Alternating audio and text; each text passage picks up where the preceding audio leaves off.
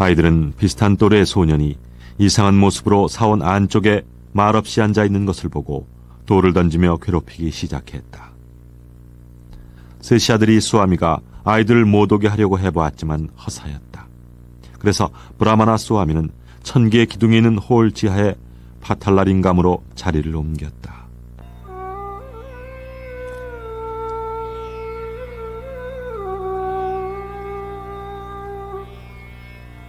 그 당시 이곳은 황폐하게 버려졌고 사람의 발길도 드물었다. 어둡고 습한 그곳에는 개미, 모기, 해충들만이 가득했다. 이쪽 구석에서 벌레들은 소년의 살을 파먹었고 마침내 그의 허벅지는 상처로 뒤덮였고 피와 고름이 흘러나왔다. 그때의 흉터는 평생 남아있었다. 그곳에서 보낸 몇 주는 지옥과도 같았지만 존재의 지극한 행복에 몰입한 그는 어떤 고통에도 흔들리지 않았다. 고통은 그에게 실제한 것이 아니었다. 하루는 어느 독실한 사람이 지하실에 돌을 던지는 소년들을 보고 분개해서 그들을 쫓아냈다. 지하실로 들어선 그는 주변 상황에 아랑곳 않고 상처투성이로 앉아있는 이 젊은이를 보고 기가 막히지 않을 수 없었다.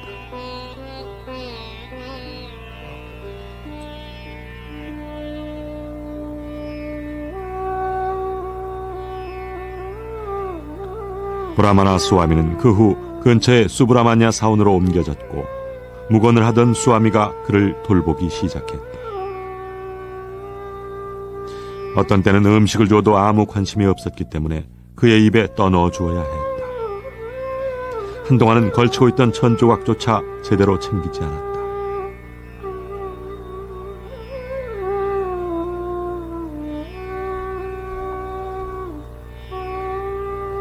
몇 주 후 그는 사원마당으로 자리를 옮겼고 밤에는 사원의 수레를 두는 곳으로 갔다. 그리고는 담장 옆 나무 밑에서 지내기도 했다. 이렇게 6개월 가까이 그는 대사원에 머물렀고 거의 항상 깊은 사마디에 빠져 있었다. 그는 사마디의 상태에서 이리저리 돌아다니기도 했는데 가끔 깨어나서는 어떻게 거기 왔는지 기억하지 못한 채 낯선 덤불 아래에 있는 자신을 발견하기도 했다.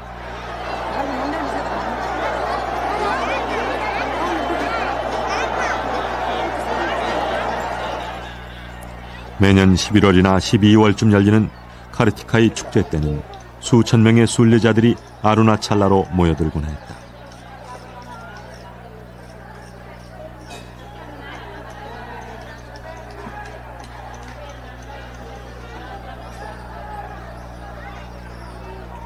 브라마나 수아미는 이 축제에 모인 순례자들로부터 많은 관심과 존경을 받기 시작했다. 그들은 그에게서 진리와 하나가 된 진정한 출가를 보았다.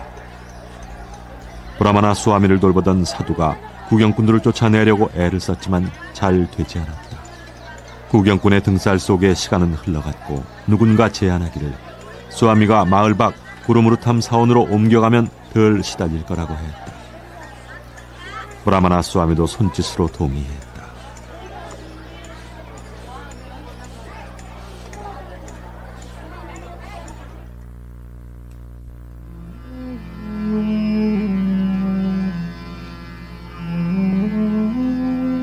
(1897년 2월) 티루반나말라에 도착한 지 6개월 후쯤 그는 아루나찰라 사원을 떠나 구르무르탐 사원으로 향했다. 그곳에서도 그의 생활은 달라진 것이 없었다. 그는 사원에 앉아 모든 정신과 감각을 성스러운 것에 집중시켰다. 그는 하루 한 컵의 음식만 먹었고 결코 말을 하지 않았다. 사람들은 그가 침묵의 사원을 지키는 것이라고 생각했지만 그게 아니었다. 그는 그저 말을 하거나 몸이 요구하는 대로 하고 싶은 욕망이 없을 뿐이었다. 그의 머리는 길게 자라 헝클어지고 몸은 더럽해졌다. 밖에 나갈 일이 있을 때는 영양 부족으로 혼자 일어서기도 힘들었다. 팔라미 수암이라는 진실한 제자가 그 젊은 성자를 지극히 따랐던 곳이 바로 여기였다. 그는 여생을 다 바쳐 스승을 섬겼고 21년 동안 그 곁을 지켰다. 사원 근처 망고 과수원 주인이 순례자와 구경꾼의 수간으로 수행에 방해가 되는 것을 알고는 담장이 둘러쳐진 과수원을 내놓았다.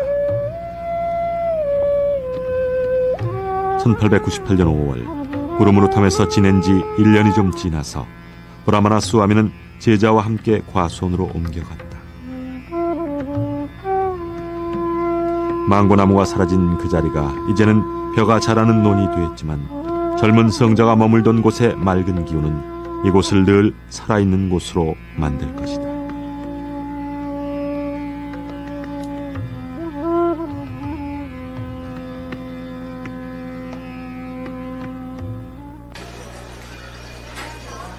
벤카타라만이 과수원으로 옮겨갈 무렵 마두라이의 숙부가 세상을 떠났다. 그의 장례식에서 가족들은 집을 나간 벤카타라만이 이제 티루반나말라이에서 존경받는 수아미가 됐다는 소식을 들었다. 어머니 아라가말은 아들을 데려오도록 시동생 넬리아파 아이어를 보냈다. 친구와 함께 티루반나말라이에 도착한 넬리아파 아이어는 자기 조카가 그토록 높은 경지에 도달한 것을 보고 깊이 감동했지만 모양새를 보고는 마음이 아팠다. 그는 조카에게 집으로 돌아가자고 사정했으나 브라마나 수아미는 침묵과 무관심으로 일관했고 삼촌은 실망한 채 집으로 돌아갔다.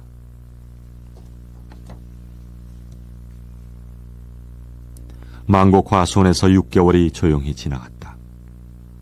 그때 브라마나 수아미는 혼자 살면서 마을에서 음식을 얻어먹겠다고 결심하고는 아루나기리 나타르 사원으로 옮겨갔다. 시중을 들던 팔라니 수아미도 따라가겠다고 했다. 그는 여기서 한 달, 그리고 아루나찰라 사원에서 또 한 달을 보낸 뒤 아루나찰라 산의 동쪽 봉우리의 하나인 바발라 쿤누로 올라갔다. 그는 그곳 사원에 머물면서 계속 앉아 있었고 존재의 지극한 행복에 차 있었다. 1898년 말경 바로 여기서 어머니 아라가말이 아들을 발견한다.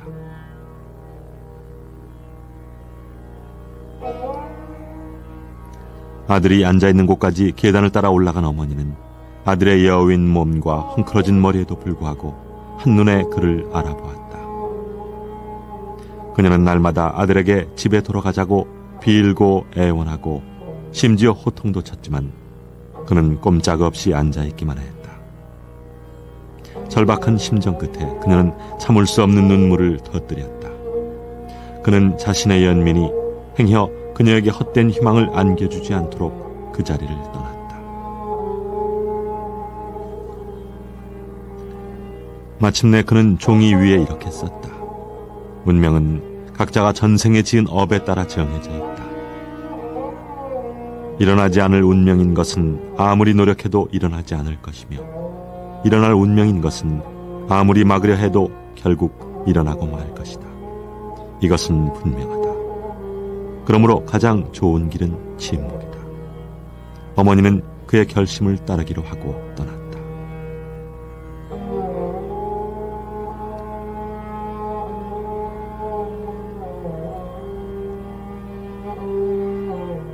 어머니가 떠난 뒤 얼마 지나지 않아 수아미는 대사원 바로 위에 작은 산으로 올라갔다.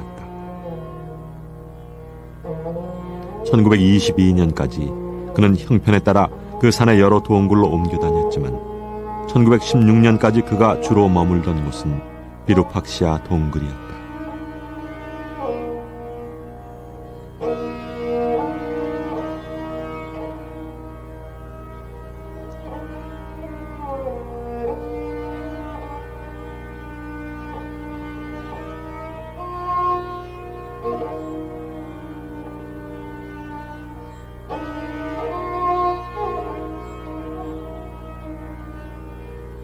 (13세기의) 성인 비루팍시아의 유적을 간직한 이 동굴 옆에는 작은 시내가 흐르고 있었다. 하지만 불행하게도 여름에는 동굴이 너무 뜨거워지고 시냇물이 다 말라버렸다. 이 기간 동안 수아미와 그의 제자들은 좀 더 시원하고 주변에 물도 풍부한 망고나무 동굴로 옮겨가곤 했다.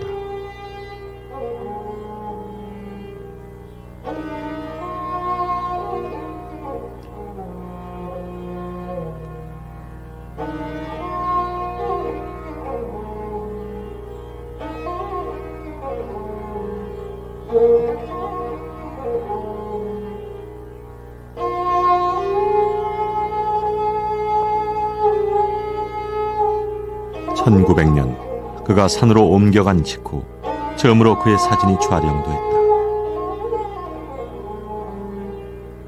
이 사진 속에 그는 아름답고 어린아이 같은 모습이지만 어느덧 성자의 힘과 깊이를 한껏 드러내고 있었다.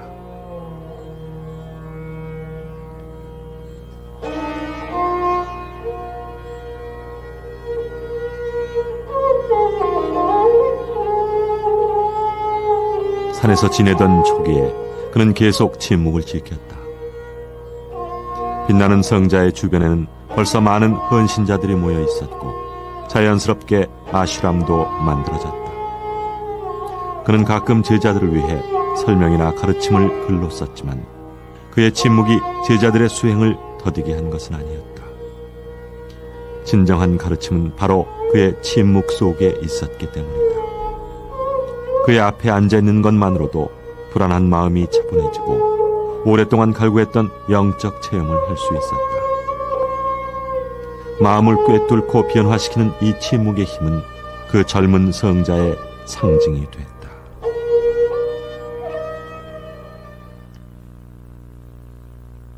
아슈람을 찾은 최초의 서양인은 F.H. 험프리라는 영국 경찰 관리였다.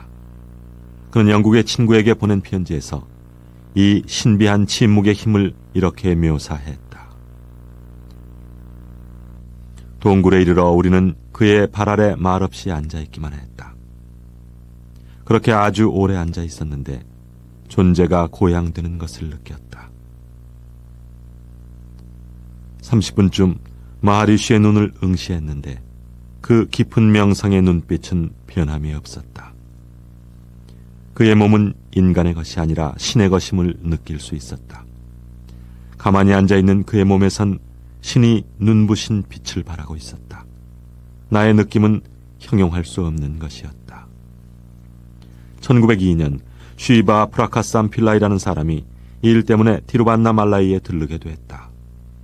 이 젊은 성자에 대해 듣자마자 그를 보려고 산으로 올라간 필라이는 처음부터 그에게 사로잡혔다.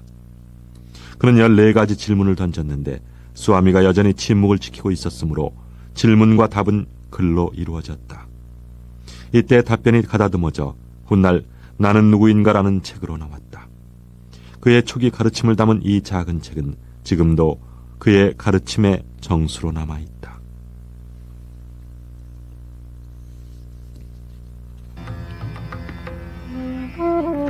수아미 초기 헌신자 중 두드러진 사람은 위대한 학자이자 수행자였는데 가나파티 무니로 잘 알려져 있었다. 그는 비범한 능력의 소유자였다. 산스크리터 신동이었던 그는 대단한 기억력을 가졌고 깊은 신심은 물론 겸허함과 헌신이 몸에 배어 있었다. 그의 존재는 놀라움과 존경을 불러일으켰다. 1903년 25세 젊은이였던 그는 수행에 알맞은 곳이라고 생각하며 티루반나말라이로 왔다. 1907년이 되자 회의가 밀려왔다. 어느 무더운 오후 몹시 흥분한 그는 수아미를 찾아 산으로 올라갔다. 수아미의 발 아래 엎드려 감정에 겨워 떨리는 목소리로 그는 말했다. 읽어야 할 책은 다 읽었습니다. 베단타 사스트라까지도 완벽히 이해했고 열심히 신의 이름을 불렀습니다. 하지만 아직도 타파스가 뭔지 모르겠습니다. 그래서 이렇게 당신께 도움을 청합니다. 깨달음에 이르는 고행이 무엇인지 가르쳐 주십시오. 수아미는 조용한 눈빛으로 15분가량 그를 쳐다봤다. 그리고는 이렇게 답했다. 나라는 생각이 어디서 일어나는지 관찰하면 마음은 그것 안으로 흡수된다. 그것이 타파스니라. 만트라를 반복할 때 만트라의 소리가 나오는 근원을 관찰하면 마음은 그것에 흡수된다. 그것이 바로 타파스니라.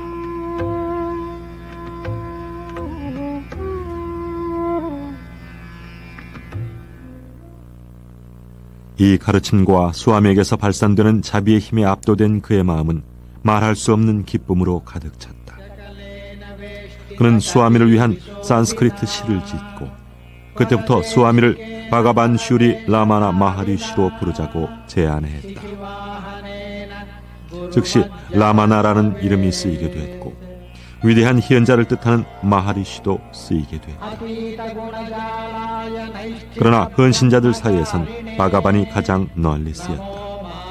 그것은 성스러운 것을 의미한다.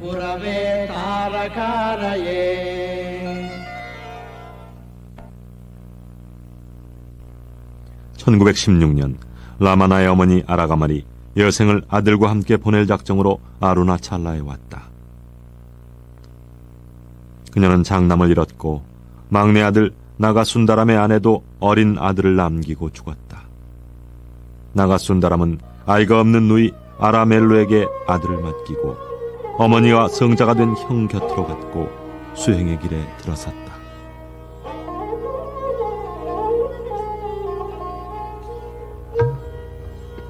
어머니가 온 직후 라마나는 비루팍시아 동굴에서 조금 위쪽에 스칸다 아슈람으로 옮겨갔다.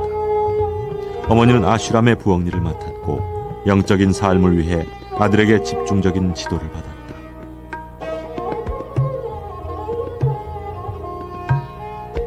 그 아들은 이제 어머니에게도 성스러운 존재였다. 스칸다 아슈람에서의 마지막 몇 해 동안 그녀는 자신의 구원이 아들에게 달려있다는 사실을 깨달았다. 그녀는 오직 아들에게 의지했다.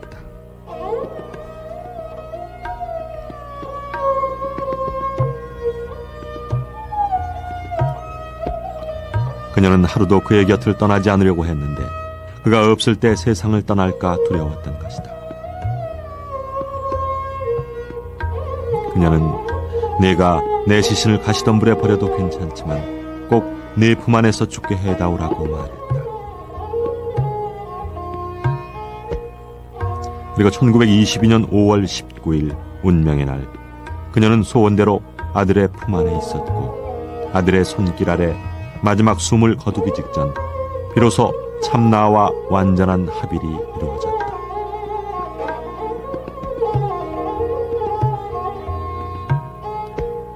스칸다 아슈람에서 어머니의 마지막 순간을 지켜본 슈리 쿤주 수아미의 말이다. அதாவது பகவான் வந்து அம்மா சமாதியான உடனே அன்னைக்கு வந்து 5:30 மணி ஆகச்சு அந்த மூச்சு கொஞ்சம் இருக்கணும். பகவான் அந்த பக்கத்தில் போய் உட்காந்து சிறுசில் கை மாதத்தில் ஒரு கை வச்சுட்டு அப்படியே இருந்துட்டு இருந்தது. அப்புறம் இங்கே இருக்கிறவளெல்லாம் அம்மா சமாதி எடுத்துட்டு சாப்பிடப்படாது, தீட்டாயிடுச்சு அப்படி சொல்லிட்டு இன்னைக்கு சீக்கிரமாக ஏற்படலாம், 4:30 மணி 5:30 மணிக்கு இலை போட்டு சாப்பாடை முடிச்சுட்டு உட்காந்துருக்கலாம், அப்புறம் எப்படி ஆகட்டும்னு சொல்லிட்டு இலையெல்லாம் போட்டாங்க. இலையெல்லாம் போட்டுட்டு பகவானையும் இந்த இலை போட்டாச்சு அப்படின்னா ஏன் அப்படின்னா இது ஒன்று சொல்லு பகவான் தெரிஞ்சு போச்சு. சரி நீங்கெல்லாம் சாப்பிடுவோம், நான் அப்புறம் சாப்பிட்றேன். அப்புறம் அதுக்கு மேலே ஒன்றும் இல்லை. அப்புறம் கொஞ்சம் வைதிகமாக உள்ளவர்கள் எல்லாம் சாப்பிட்டாங்க. சாப்பிட்டா வாழ் கொண்டு வரும். நாங்கள் 4-5 பேர் சாப்பிடல, அதனோட கூட இருப்பாங்க. அப்போ அப்படி இருந்து நாங்களும் அதில் உட்காந்துருப்போம். அப்புறம் அம்மா அந்த கை வச்சு கொண்டே இருந்தது. அப்புறம் அப்படியே ஒவ்வொரு இடத்துல செடிக்கும் ஒவ்வொரு சந்தோஷம் எல்லாம் காமிப்போம். அப்போ பகவான் சொல்லி கொண்டிருக்கோம்.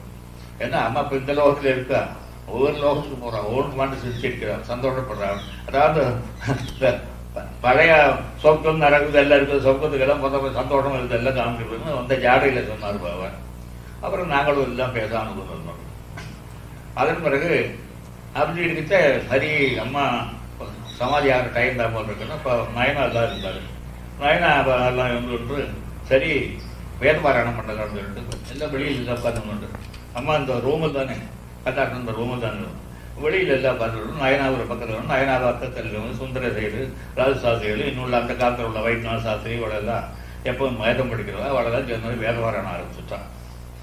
அப்புறம் இந்த சரணாகதி தாத்தாவும் இன்னொரு பஞ்சாபி ஒருத்தவங்க அவர் ராமபக்தர் அவரு வரும் ராமராமாயணம் அகண்ட ராமன் பஞ்சாபி அவரும் இவரும் நல்லா சொல்லுவார். அவர் 2 பேரும் சொன்னார். அப்புறம் நாங்கள் இன்னும் பிளான் ஒன்றும் இல்லை, நாங்கள் இருந்தோண்டு அம்மந்தமா பகவான் அஷ்டவணமாக சொல்லலாமே நாங்கள் அஷ்டவணமாக இப்படி அகோகமாக நடந்தது. ஒரு 1 மணி நேரம் 1/2 மணி நேரம் நடந்துகிட்டு அடக்கி விட்டுது. அடக்கின உடனே பகவான் மறுபடியும் கை எடுக்காமல் அப்படியே உட்காந்துருந்தார். அப்புறம் என்ன நம்ம அடக்காச்சு பகவான் எடுத்துக்க மாட்டேங்கிறது நாங்கள் எல்லாம் பார்த்து வந்துருக்கோம். அப்புறம் கொஞ்ச நேரம் இருந்துட்டு நாங்கள் எங்களோட நோக்கத்தை தெரிஞ்சுன்னு சொன்னார்.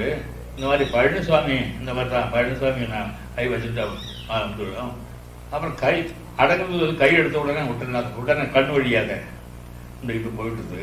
அதனால ஏமாறப்படாதுந்தா எடுத்து கொஞ்ச நேரம் அப்புறம் மடக்கு சரியாச்சு அப்படின்னா அப்புறம் இதை தெரிஞ்சுக்கிட்டேன்.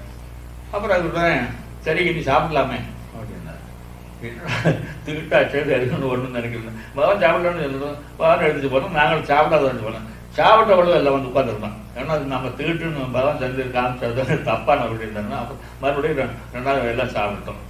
சாப்பிட்ட உடனே இனி இப்போ எங்கே சமாதி வைக்கிறது என்னங்கிறது இருக்கு இல்லையா? சமாதிக்கு அப்புறம் நயனாதான் இருந்து கொண்டு இருந்தார். முதல்ல பகவான் கேள்வி கேட்டுக்கார். ஸ்திரீகளாக இருந்தாலும் அப்போ நான் அதனால ஞானிகளை சமாதி வைக்கலாங்கிறது நயனா ரமண கீதையிலே இருக்கு. அதெல்லாம் அது முந்தைய சந்தேகம் தெளிஞ்ச உடனே இல்லை. அப்போ அந்த அடைஞ்ச முகத்தை பார்த்தா ரொம்ப தேசத்தாக இருந்தது. காரணம் என்ன? அதிசாரேன மரணம் யோகினாம் அதி துர்லபம்னு சொல்றது. அதிசாரம் வந்து அதிசாரம்னா மரங்கள் எல்லாம் போயிட்டு இருக்கு சரின்னு அந்த பழுத்தம். அப்போ முகம் தெளிவாயிடும்.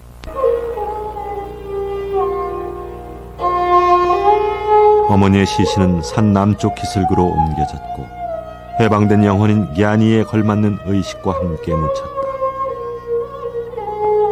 어머니의 무덤 곁에는 작은 사원이 세워졌고 마하리시는 거의 매일 그곳에 들렀다.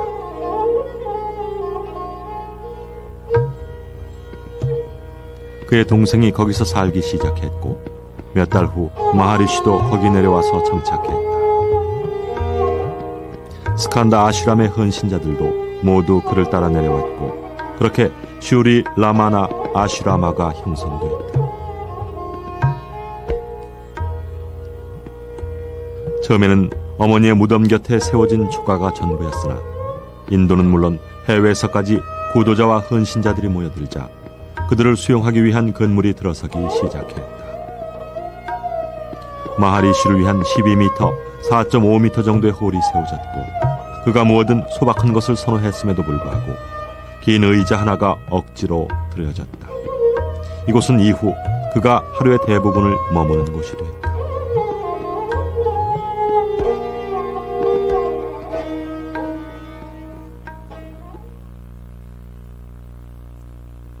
그의 일상은 매우 규칙적이었는데 그 중에는 하루 2번의 산책도 포함되어 있었다. 이 시절 그는 몹시 아끼던 아루나 찰라산에 즐겨 오르곤 했다.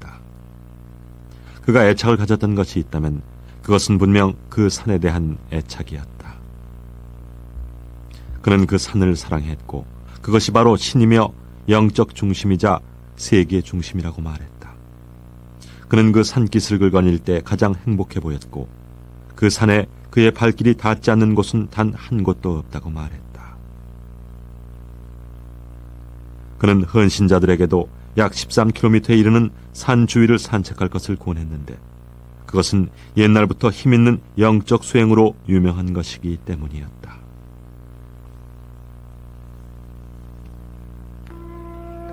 대개 마하리시는 주변에서 벌어지는 일에 무관심한 것처럼 보였다. 그렇지만 그는 항상 무슨 일이 일어나는지 알고 있었고 어떤 일에 대해서는 특히 세심했던 것 같다. 그는 무엇보다도 모든 헌신자들과 방문객들이 언제든지 그를 만날 수 있어야 한다고 했다. 심지어 그가 고개를 들고 있을 힘조차 없었던 마지막 날까지도 헌신자들이 그를 만나지 못하게 해서는 안 된다고 단언했다.